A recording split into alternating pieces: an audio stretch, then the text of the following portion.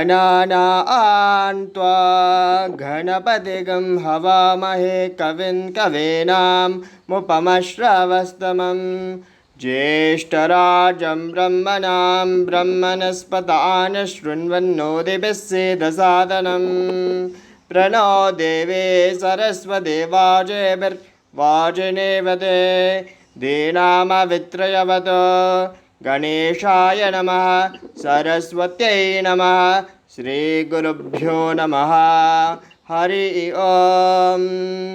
ओम साईश्वराय विद्महे सत्यदेवाय धीमहि तन्नः सर्वः प्रचोदयात्। ओम जयन्ते मंगलकाली भद्रकाली कपालिनी दुर्गा क्षमा शिवदात्री स्वाहा स्वदा नमोस्तुते। ओम शांति शांति शांति। Sairam Lin, Sairam. Sairam Sharma, loving Sairam to our listeners, we thank Bhagavan for his grace and kindness and letting us give another story of his glory. Tonight's topic is, I will serve you for the rest of my life. I will begin with a story that Mata Betty told me.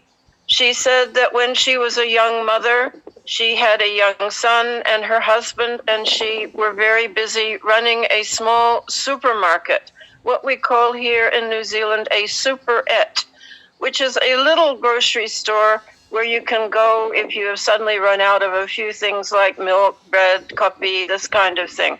Not a big supermarket, just a little one. So they were very busy and also running their little farm, raising dogs for the blind. So her life was very busy.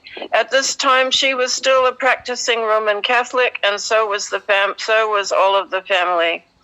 And then her husband became extremely seriously ill with rheumatic fever. He could not work. He was put into hospital, and the outlook was very, very serious. In those days, rheumatic fever, which is an ailment of the heart, could be fatal. And Mata said she could not imagine life without Jim having their little boy. She did not feel she could raise the child on her own. She needed the strength of her husband.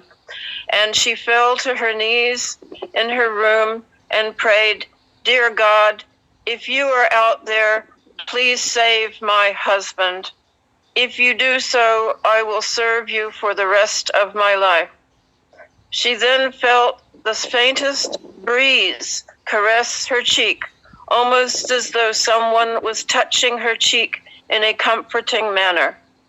Her husband got well, and Mata was extremely grateful to whatever form of God she was praying to. Little did she know that Bhagavan had heard her prayer, and shortly after that, she went to visit a friend who had a tiny photograph of Swami on her mantelpiece above her fireplace. It was just a tiny photo. And Mata said she could not take her eyes off of it and asked, "Who is this?" The lady said, "That is Sri Sathya Sai Baba. He is God on earth. God has returned to Mother Earth." Betty was unable to take her eyes off of this tiny photo. She rushed home to see Jim and said, Jim, God is here. Pack your bags. We're going to India." Jim stroked her arm like you would a little kitten and said, "It's all right, hun. Let's put the kettle on and have a cup of tea." And within a year, they were on their way to India. Swami called her into the interview room and very gently touched her cheek. She suddenly remembered the breeze that touched her feet when she had prayed to God that year ago, if you save my husband, I will serve you for the rest of my life." Of course, in that interview, Swami removed their group leader, sent him home for some sins he had done. This man had secretly been charging money to the Maori people here in New Zealand to have him speak about Swami. Swami knew. He threw the man out of the ashram, and he turned to Mata Betty and indicated the group of 21 and said, "Your first group. From now on, you and I will do my teachings." And Betty was so overwhelmed with emotion. She could not believe that a year ago it had been Swami all along who had heard her prayer. If you save my husband, I will serve you for the rest of my life. Indeed, that is exactly what she did. She made up little posters that said Sri Sathya Sai Baba and his teachings, and she would put a date on it and a location. She would put these little notices in the windows of small supermarkets, just like her little superette, and that is how her talks about Swami began to spread all over New Zealand. When I met her, she told me this story, and I said, "This would make a good book. Let's put this story in one of your books," and indeed we did so. Now, when I met Ma and heard that story, I thought, I think I will also do this prayer. At this stage, the year was, I'm not quite sure which year it was, but my husband and I were living in a little seaside village. I have to report that my husband was growing a particular herb in the backyard that was illegal. He had planted it in amongst the tomato plants and enjoyed very much smoking this herb. I think you all know what I'm talking about without having to name it, and this is illegal in New Zealand. I was very worried about this and was afraid that if we had a raid, I would be deported, because in those days, that's what happened, even though I did not partake of this particular herb. So we decided to go north for a Christmas vacation.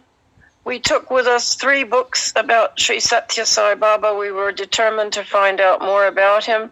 I remember the books were Sam Sandweiss's The Holy Man and the Psychiatrist, Jack Hislop's book, My Baba and I, and a book that I had been given by someone who had returned from the ashram called Gita Vahini, one of Swami's Vahini books.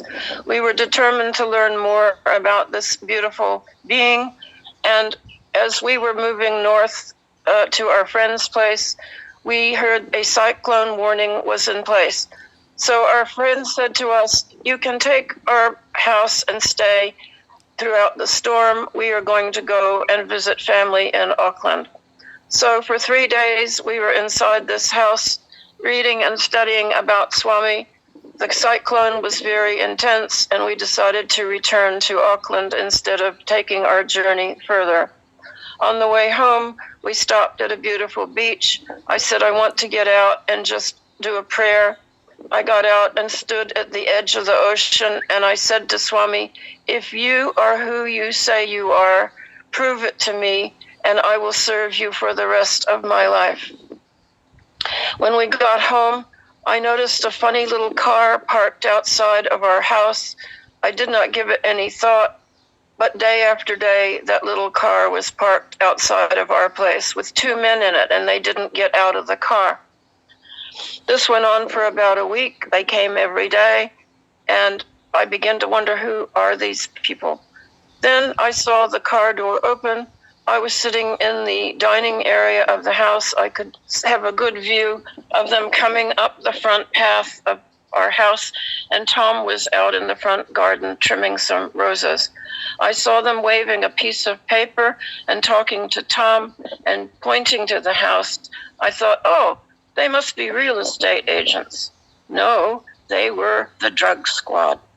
And apparently they had a search warrant for the house. I saw Tom pointing, and I saw them coming up to the door. Then they turned around and went back to Tom waving this piece of paper. I thought, this is funny, but I thought no more of it. Then a little later, I saw them get into their car and drive away. Tom came in. His face was quite white. He said, that was the drug squad. They had a search warrant for the house. And every time I told them to please go in, they walked up to the front door, and it was there was a barrier there. They could not cross the threshold. They would come back and insist they had a search warrant. I told them, please go in. And every time they could not make it past the door, they finally gave up and drove away. I then told Tom about my promise to Swami, that if he took care of us, I would serve him for the rest of our life, that if he proved to us he was all-knowing and all-seeing, I would do this. And ever since then, I have devoted our life, in fact, both of us have devoted our life to spreading his love and spreading his teachings as best we can. I hope you have enjoyed this little talk. You see, if you promise to serve God for the rest of your life, he will take care. He will protect you. He will surround you with his love and his grace. Om Shri Sai Ram. Om Shri Sai Ram. Om Tasmat Karunya Bhavena Raksha Raksha Saishwara. Hari Om Tat Sat Shri Sathya Saishwara Arpanamastu. Om Shanti Shanti Shanti.